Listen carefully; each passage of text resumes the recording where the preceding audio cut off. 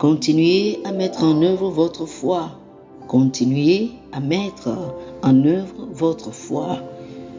Chers frères et sœurs, voici le thème de la rhapsodie des réalités de ce vendredi 14 mars 2025. Jacques chapitre 1 du verset 22 au verset 25 est notre écriture du jour.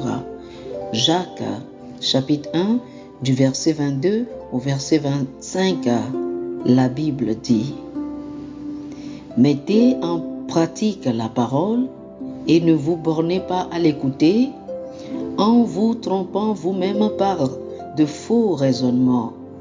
Car si quelqu'un écoute la parole et ne la met pas en pratique, il est semblable à un homme qui regarde dans un miroir son visage naturel et qui, après s'être regardé, s'en va et oublie aussitôt quel il était. Mais celui qui aura plongé les regards dans la loi parfaite, la loi de la liberté, et qui aura persévéré, n'étant pas un auditeur oublieux, mais se mettant à l'œuvre, celui-là sera heureux dans son œuvre. Alléluia. Remarquez la pensée très instructive au début et à la fin de notre écriture principale. Il est dit: mettez la parole en pratique, car c'est celui qui la met en pratique qui est béni.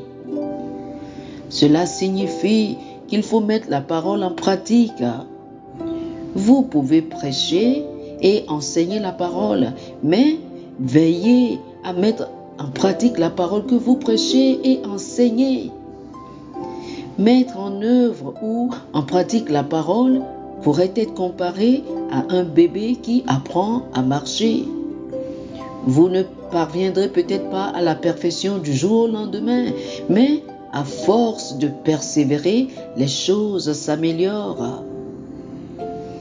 Ne vous découragez donc pas si vous avez l'impression que cela n'a pas marché la première fois.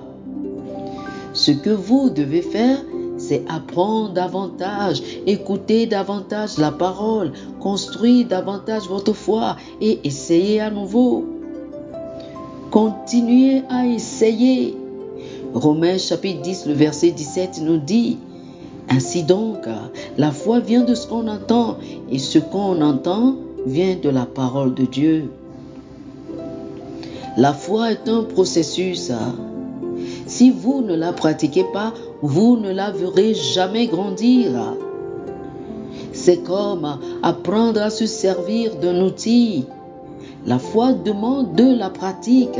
Elle doit être utilisée régulièrement pour être efficace. Par exemple, en ce qui concerne votre santé, la première chose à faire est de savoir ce que dit la parole. La Bible dit dans 3 Jean chapitre 1, le verset 2, « Bien-aimé, je souhaite que tu prospères à tous égards et sois en bonne santé comme prospère l'état de ton âme. » C'est donc clair.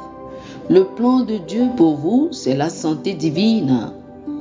Il ne devrait y avoir ni cancer, ni diabète, ni rien de tel chez vous. Saisissez cette vérité et vivez par elle. Et si vous ressentez des symptômes de maladie dans votre corps, ne paniquez pas. Utilisez la parole. Continuez à déclarer ceci: j'ai la vie de Dieu en moi. Je marche dans la santé divine. Aucune maladie, aucun mal, aucune infirmité ne peut prospérer dans mon corps. Oh, alléluia! Maintenez-vous dans la santé avec la parole de Dieu. C'est un remède pour votre corps, selon Proverbes chapitre 4, du verset 20 au verset 22. Faites de même pour vos finances. Continuez à pratiquer la parole et à exercer votre foi. Vous pouvez dire: mais l'autre jour, j'ai déclaré au nom de Jésus que j'allais recevoir $1 million et cela ne s'est pas produit. Peut-être que vous n'êtes pas encore au niveau où votre foi peut vous permettre d'obtenir $1 million. Cependant, n'abandonnez pas. Tant que vous refusez de vous recroqueviller ou de vaciller par l'incrédulité, votre foi l'emportera certainement. Oh, louez Dieu. Alléluia. Votre foi l'emportera certainement. Alléluia. Chers amis, faites cette prière avec moi. Dites ceci. Cher Père, merci de m'avoir donné ta parole pour vivre. Alors que je mets ma foi à l'œuvre, elle grandit et l'emporte, me permettant de vivre toujours dans la victoire. Au nom de Jésus. Amen, amen. Alléluia. Pour une étude approfondie, je vous prie de lire Hébreux chapitre 11, le verset 1, Romains chapitre 4 du verset 19 au verset 22 et Marc chapitre 11 du verset 22 au verset 24. Hébreux chapitre 11, le verset 1, Romains chapitre 4 verset 19 au verset 22 et Marc chapitre 11 du verset 22 au verset 24. Que le Seigneur vous bénisse. Amen. Amen. Chers amis auditeurs, nous espérons que vous avez été bénis par ce dévotionnel. Nous vous invitons à faire de Jésus-Christ le Seigneur de votre vie. Si vous voulez recevoir le Seigneur Jésus comme le Seigneur et le Maître de votre vie, faites cette prière avec moi. Dites ceci après moi, s'il vous plaît.